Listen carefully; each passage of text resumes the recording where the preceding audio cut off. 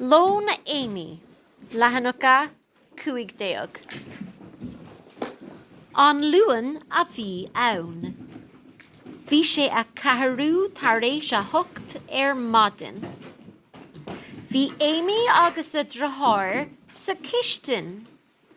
Thosaigh Amy ag déanamh ceapara. Thóg sí piasa aráin agus chuir sí air. An sin chuir sí cóis agus tráta an arán. Chuir sí piasa arán eile an mór. Hi! Tá chus orm freisin. Cén lá a bhí ann? Cá raibh Amy, chuir Amy an arán, chuir sí subh sa cheapara, an raibh ocras ag drothar. Folklór, cathrú tar éis a thucht, ceapara, tráta, an mór. Gacíthe, Lehanúcha 16. Is málam a bheith ag fáil réig don labba.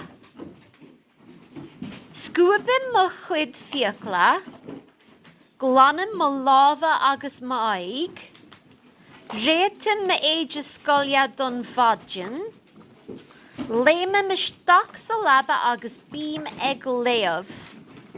Tar éis tamil téim a chola. Ceistena. Cad a chuireann an cálín uirthi féin, an scuaban si a cuid fiacla, an lanan si a cuid grúige, cad a réitíonn si don fadin, an déan si a colla.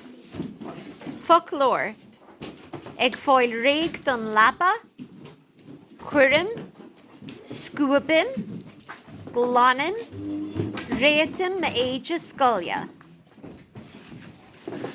Brontanis do wamo, Lehanúcha 17. Tá brethla mamo ag teacht.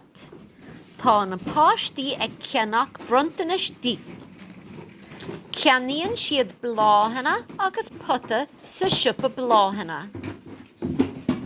Cuireann siad na bláhanna fad sa futa.